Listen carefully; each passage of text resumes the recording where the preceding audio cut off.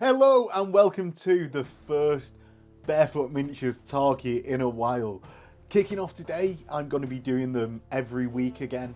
So if you're looking for any stupid opinions on things of games that you play, here is the place again. Today we're going to be going over mine and Phil Burno's experience going down to Warlord Games' Konflikt 47 tournament a few weeks ago, and how we got on, and boy was it opposite ends of the spectrum. Now, we're going to go over our army list so that you can see them. We're going to be going over the games so that you can see them. And this is in the run-up to Saturday, where there will be a Konflikt 47 battle report. And that is the plan going forwards. Basically, we're going to be doing a talking episode on Thursdays, and then on Saturdays, we'll have a game that is the same as that talking episode. And without any major hiccups, that will be that going forwards.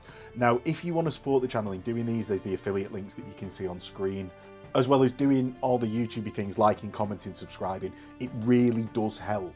Everyone says it, but honestly, all of those creators that are saying it, it really does help, and it lets the creators know that you want to see content like this. So everyone is incentivized to do more of it. If you really like it, there is YouTube memberships and Patreon links where you can get access to the Discord, dice, early access to videos, and audio versions of these talking videos that come out on a Thursday from now.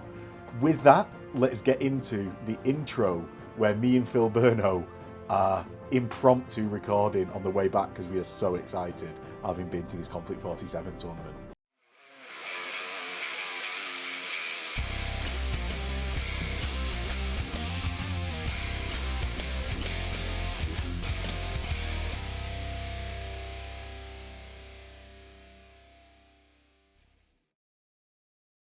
So, hello and welcome to the audio-only Bearfoot Miniatures podcast. And today, me and Phil, say hello, Phil. Hello there. Are going to be going over our victorious, in various ways, Invasion, mate. Invasion Nottingham. Invasion of Nottingham, yeah. So, this weekend, we went down to the Konflikt 47 tournament, second one hosted by Warlord Games. And you had a very successful day. Yeah, it was cool, to be fair. Really nice people. Played 3 cracking games. Yeah, fun day. And what he is hesitating to say is that he came overall first in the tournament with a massively unexpected list. Yeah. Faith in men, steel and bullets. That's all we needed. Weapons of democracy, mate. That's Arsenal it. of democracy. And that even pissed the American player off when we were re-rolling democracy dice, even though he were doing it to me. It is an infuriating rule. Yeah. Now, I went with another list that I thought would be, after the game one, I was like, Yeah. this is going to be an infuriating list for my opponents. I'd not really considered it before, but I went with a Japanese list based around ghost attack squads, which I saw, like, have you seen the South Park episode where Cartman's like, now I'm over here. Yeah. Now I'm over here. I'm over here. And he's disappearing all the time. So I went with a list based around that. 3 ghost attack squads, and then like just anyone else that I had. They did mooks that didn't matter. But also, mate, you did well with him. Infantry should be, yeah. Oh yeah, real well. Real well. So I came second to bottom. And we're gonna go on a learning journey, exploring. Best painted though, bud. Yeah, best painted. So I was almost fell over when they said There was some remember really best nice painted. miniatures there as well, weren't there? Yeah. So we're going to go over our 3 games. Right, so that is our sort of general thoughts of the tournament. The next section is going to be the army lists that we took. They'll be in the description below so that you can see like a static format that you can just easily pass. And our thoughts and run through the army lists coming up now. Right, so very quickly, Phil Byrne, my list didn't do well. Everyone can see it in the comments. I themed it across like Imperial Japanese Army with like Taiwanese ghost attack squads as the Aboriginal Taiwanese, because they fought a guerrilla campaign in Taiwan against the Taiwanese. That was my force. There's no point looking at the units I didn't add. What was in your force? I will lend heavy into stuff that should be shit. Well, this is it. You broke the meta. Yeah. You really broke the meta. Linebacker, I'm still in Yeah, umming and ahhing about it. Really? No, man, the linebacker. It's great. The mobility's really good. The running up, punching stuff in face is absolutely superb. Yeah. It don't feel right to me. I think the gun arms should only have +2 pen instead of 4, because they are still gun arms. I don't think they should be treated as arms. Yeah, democracy, mate. I don't know. That's what it is. Mate, don't start. We can have this discussion another time. When standard gaffer, unmodified, SMGs, veteran, ATRDs. So he came with his 3 guns. Did you upgrade? Burning Phil, Yeah. I took him with luck, mate. So I am a spawny bugger with dice. So I always take a point of luck. So you never know, it comes in handy. Rifle squad. We LMGs. 12-man squad. And a gaffer and a sergeant with a Thompson. Yeah. Really cool. Wanted it for running onto objectives. Maybe something cheaper than usual. Anti-sniper. Because they're putting out a load of shots. I do love the miniatures as well. They're a mix between the Marines and the Rangers, all chopped up. 2 squads of Fireflies, 6-man squads, 1 with a flamethrower. Again, I'm not sold on flamethrowers. Every time I've used them, the fired ones have run out. Like I say, the veteran sniper, a bazooka, and then a de-gunned Sherman. Yeah, so is that down to a 75? Yeah, I take the Tesla off it because I'm just not feeling Teslas at the minute. But I like the reliability of the big AP and the 2-inch blast. Yeah. So that'll do for me. And I do the same with Stuart. I do the same. So there's a lot of stuff that people are not using. Yeah. Because I like the look of them. There's not more iconic. But you had AT gun, didn't you? Yeah. And what else? How many bazooka teams did you have? Just 1. Not the classic 4. No, not the classic 4. Yeah. Well, you were capped at 10 dice, weren't we? Yeah. And you essentially played the list that you would play on the channel. Yeah. In our narrative games. Or what I would call narrative games. But you've managed to win a tournament with it. Why do you think that is? Because it's... is it because it's so unexpected? I think you always nail it anyway, early doors. It's a bit of elite snobbery that I'm not going to waste a lot of shots on a shooting rifle squad. Yeah, and then over the game it gets its points back. Then holy shit, they're scoring objectives, they're capturing table quarters. You could split it up into 2 kill teams with ATRDs. ATRDs for me always do heavy lifting. Smoke them if you've got them. Take the stuff that needs taking out with them. Do you know what? Over the day, my ATRD equivalents, the Yakatomi Tower rifles, I think the highest I rolled a 4 once. Yeah. But all the rest I rolled a 2 and a 1. Yeah. They're just terrible. Whereas you swear by them, don't you? I love them. Especially running up within 6. Let them off like bonfire night and see what happens. Yeah. The Fireflies always do alright if I play with them cagey. I think in a few of our games I've been far too me inner orcs taken over and I'd rush them forward. I played them a little bit more cagey, a bit more like paratroopers dropping in, a bit of armoured support. That's Philburn's force. Mine can also be found below if you want to see just what I was taking out of interest. And we will now get on to game 1. Right, so let's go over first game. Phil. Right, so... Were we referring to Phil or I'll answer to Alt today, mate. Right, Phil it is today. Burning Phil, the victorious, is what I'll answer to today. Right, go on. What did you get? So, my first game, I played Sam. Sam were really cool. His list were Style Troop and Heavy. Super heavy, to be fair. Yeah. Tiger 1, which made my ass twitch a bit. A Stug, and a AT gun. Really nice lad. Admittedly, it was his first game of Konflikt, so I went through the game with him and had to do stuff and encouraged him to get stuck in with it. But the mission we were drawing dice out to deploy, and it ended up a bit like chess. So I threw the linebacker in straight up the middle. Yeah. To engage with a big unit of Style Trooper in the middle of the table. But I left my ass showing by accident. So Then he countered that with the tiger rolling on the board. Luckily, he missed the shot. Then his next activation, missed the shot with a stug in the bare ass of the linebacker, doubly blessed. So when my activation come up, I dropped a squad of Fireflies into rear, and it went a bit like that. It was I killed units, he countered it with units coming on, he killed the Fireflies, and it was a bit of a arm wrestle with that. Yeah, it was cool. But what I were able to do with my wonderful rifle team is belt them forward with like impunity, because all the action were going off in one corner, and get the table quarters with all my other stuff. Yeah.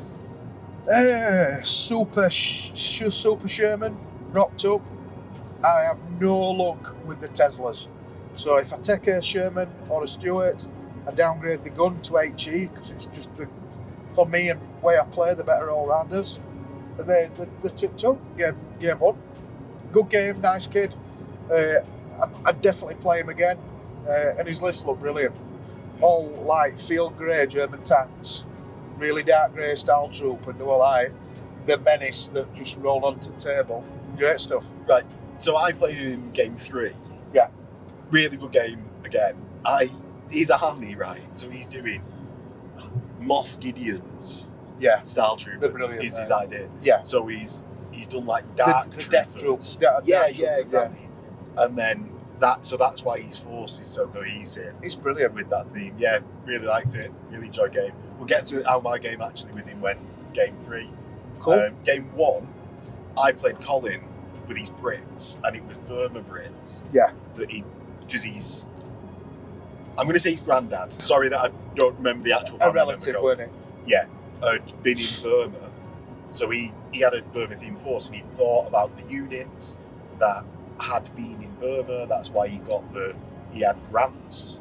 All the basing up were that way and all the basing up was that way, and it fit perfectly with my Japanese. Yeah. And because after reading James Holland's Burma 44, had been basing my Japanese around like Konflikt 47 Burma. Yeah. So it fit really well. I was like, oh, it's real nice. We're playing a jungle board, and we had a really close game. We ended up on a draw. So I outscored kill points by 1, which ends in a draw in Konflikt. But he definitely had like the dominant table position. Yeah. Because my force, it became very apparent across the day, and I should have known with what I was writing into the list, is hit and run, and it fit perfect. Do you know that's what I wanted.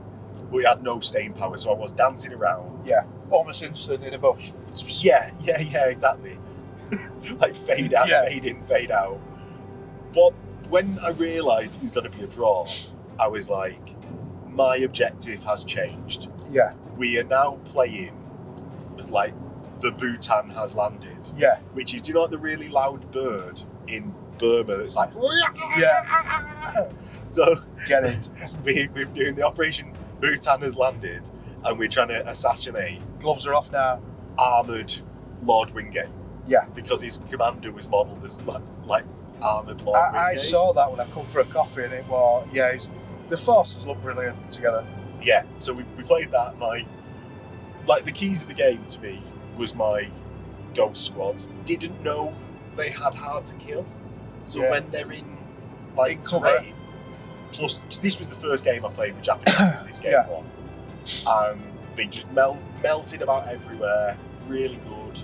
They've not got loads of output, but they're just survivable and where you need them to be. Yeah. If you've got that forward planning to play a turn in advance with where you, because you teleport them after they do their order.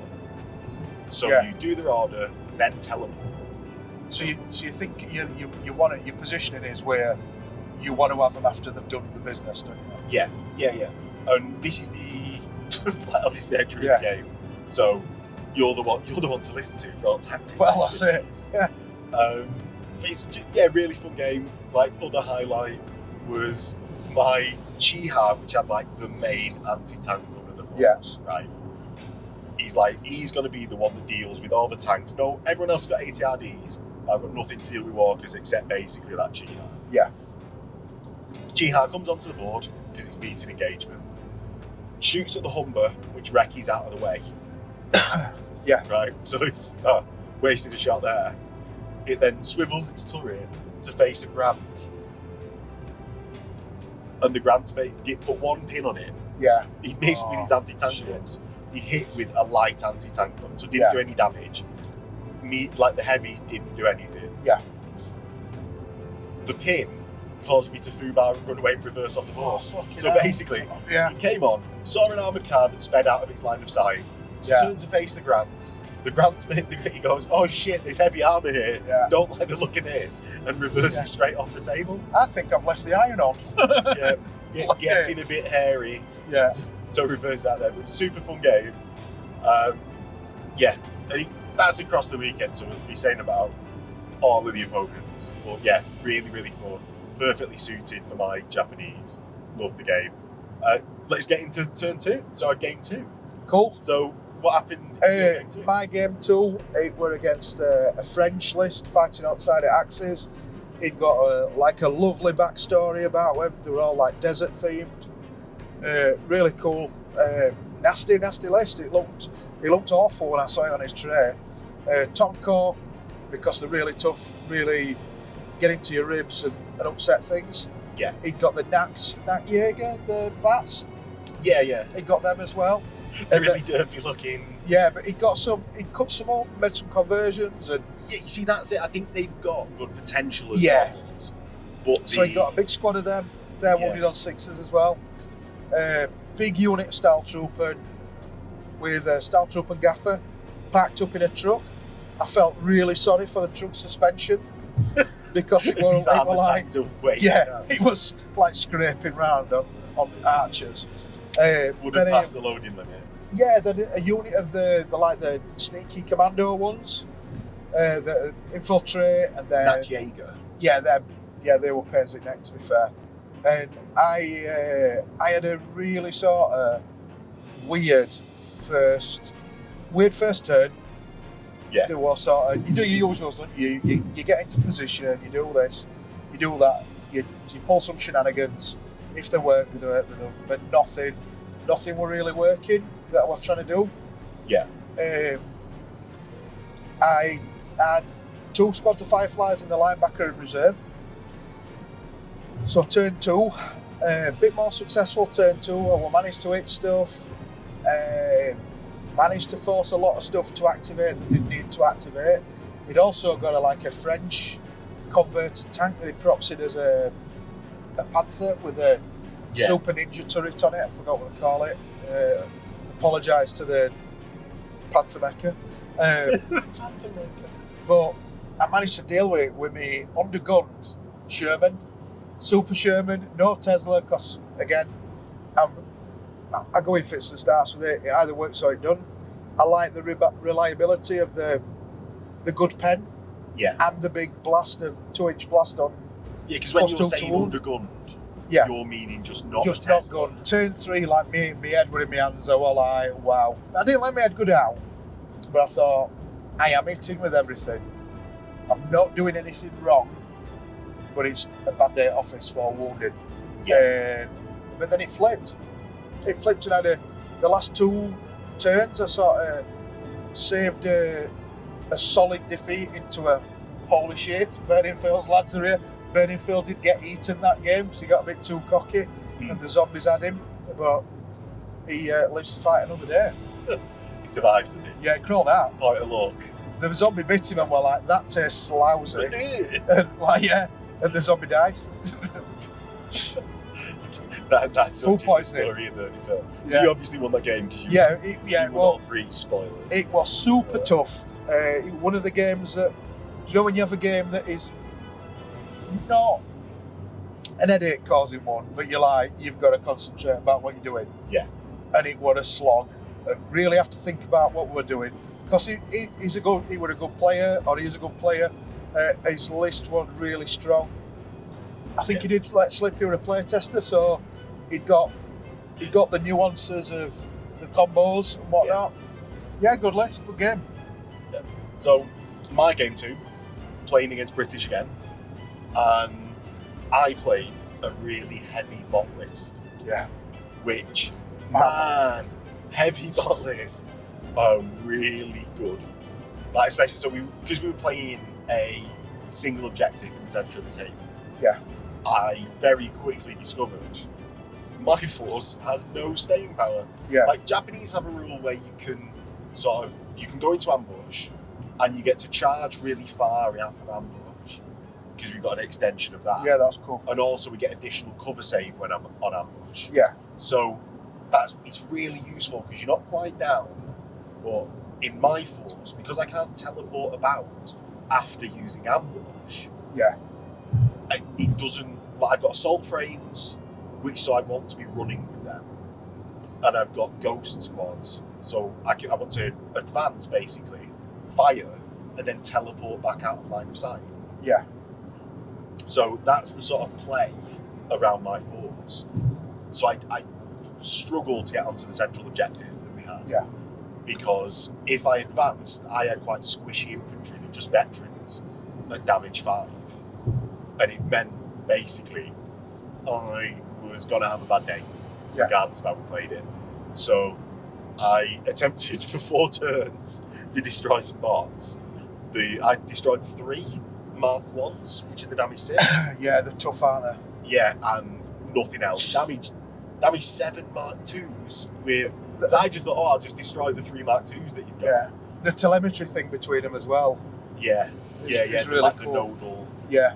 point. So yeah, he basically advanced forwards for 4 turns with 2 Pausing. units of Mark 1s, a unit of Mark 2s, a Lancer.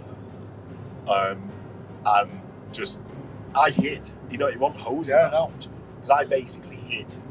Seek and strike, you've got to do that with yours, ain't you? Yeah, because that's it. I was just waiting for a weakness. Yeah.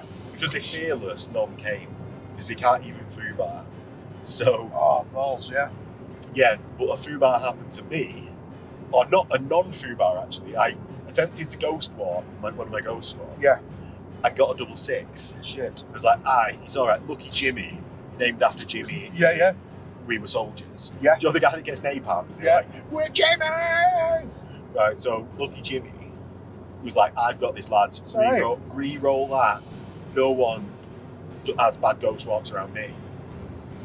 But I got another double 6. Oh, shit. Right, so them lads were like, too We've cold failed in. ghost walks before. Yeah, we was on a snow table. We're fucking off back to Somewhere warm. We're not going back to Hokkaido. We're going back to mainland Japan. Yeah. So, yeah, they went off. That was like 350 points. I then saw gloried one of my assault squad. Didn't work out. Everything went to pot.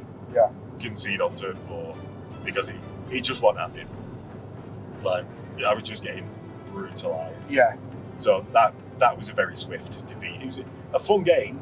Like, opponent was really nice, but it just the list and scenario didn't mesh up. Yeah. And I didn't have the experience with my Japanese. And damage to were done, get weren't over it, to that. be fair? Yeah. So, right, that is game 2. Game 3, Phil Byrne. How did you complete this cycle? So, I when I saw Steve's list, my ass fell out completely. Yeah. Because it were Paragon heavy. His army's lovely. 4 Paragon squads. Wasn't it? Yeah, really nice. Really nice list. It looked devastating. It were done in like a sort of same again, Pacific jungle themed. Really super bright greens and all the basing were lovely. Really nice bloke. Couple of jackals, linebacker, two squads of fireflies, and a firefly gaffer for the drop the fireflies in, do the damage with them, drop the gaffer back in, Al guts the fireflies back in, and he was really good at getting that. Just the Paragons gutsing other squads of Paragons and getting to go double. Because he put a lot in reserve, so the 2 squads of fireflies, the gaffer, firefly, 2 jackals and his linebacker were all in reserve. Yeah. So a hell of a Ready lot. to bomb onto the Hell table. of a lot ready to bomb on. And I thought, if I sit back on my laurels here, because I got 2 wins under the belt. Yeah. I saw her in reserve, and I just thought I am going to have to cause as much carnage as I can turn 1. So all I kept in reserve were my 2 squads of Fireflies, just to have some of that counter battery. You drop in, I'll drop in. Burning Phil stepped up to bat.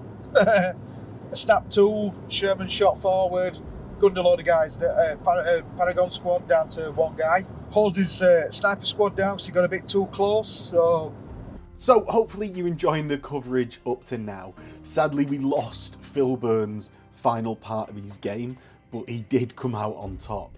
So I'm going to go over my game with Sam, and we were in a race to the bottom. We worked out that we, in fact, were on the bottom table, despite the numbering, them purposely having numbered so we didn't know. So then the game was on of, you don't want to come second to bottom, because that's nothing. That's second to bottom's the worst spot, because at least when you're on the bottom, you get a wooden spoon. Whereas second to bottom is nothing. So the game was who could lose the game.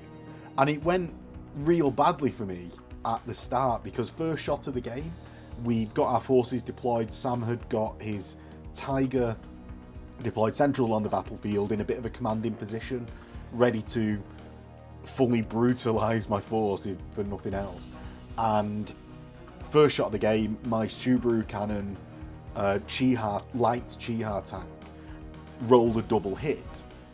Now, what happens with a Subaru cannon is that if you get both hits, you add a third one for free. So you get 1 more hit than you normally would with each weapon. Firing 1 weapon with 2 shots, I got 2 hits, therefore it's 3 hits. And it combines all the penetrations when firing against a tank into 1 penetration value. So with an upgunned cannon of +4 penetration, I actually did a +12 to the Tiger, which resulted in me doing massive damage on me rolling anything but a 1, which I rolled like a 3 or a 4. So that resulted in massive damage, and first shot of the game, the Tiger goes up. So, and we genuinely were both hoping to have a good game, but roll badly so that we lost. So that then followed on with actually quite a favourable game for myself, because we were playing 6 objectives spread around the battlefield and scoring each turn. So what actually that allowed me to do was fully utilise my Ghost Squad's ability to disappear and reappear anywhere else on the battlefield. Although I couldn't put my Ghost Squads within 12 inches of an objective, if I could play a turn in advance and not be where Sam's forces were or were going to be, it meant that I could jump onto an objective, score it, and even if there was danger on the way, I could be 1 objective ahead of Sam's forces. And that's essentially how the game played out. Sam was a great opponent though, real fun, and I loved hearing about the Force's story, which was, we said before, the Dark Trooper theme that he's got going on to his force. And the last thing to say about the game really is, Bonsai does not work against Style Trooper or Axis mega baddies, because frankly, my Ghost Troopers aren't punchy enough, and the assault frames, I was like, my assault frames, they're finally going to get into combat. They did, and they traded really badly for some Style Trooper. They got absolutely mullered despite having 3 attacks each plus 1 pen. Bonsai charges doesn't work against machine guns. Who knew? Well, I suppose everyone since World War II. But yeah, really good game. Would definitely play all my 3 opponents again. And we'll get into the outro now. So quick wrap up to the weekend. I'm here in the studio again without Phil Byrne because he's at home. Technology is exploding around him, as it always does. If anyone doesn't know, it just shuts down when it's near Phil Byrne.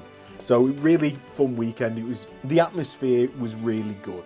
I really recommend people getting to Warlord Games HQ and playing in one of these tournaments that they've got. It was a tournament in that it was draws against people that were a similar ranking to you, and people were taking good lists, but the actual vibe of the tournament wasn't like, oh, this is table 1, they are absolute twats, or there's some tryhards, like mid and bottom table.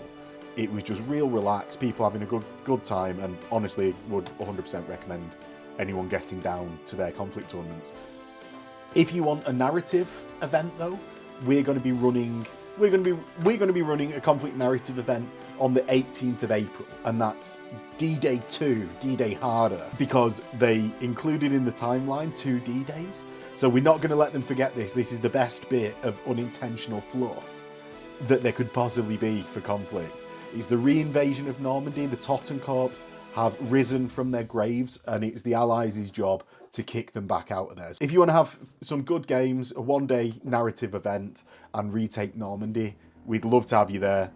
The link will be in the description below, and hopefully you enjoyed the tournament. Thanks to everyone that I played, and see you on Saturday for the Konflikt 47 battle report, where my Axis try to stop Filburn's linebacker and Fireflies from sweeping me off the battlefield with some nasty Axis technology. See you there. Catch you in a bit.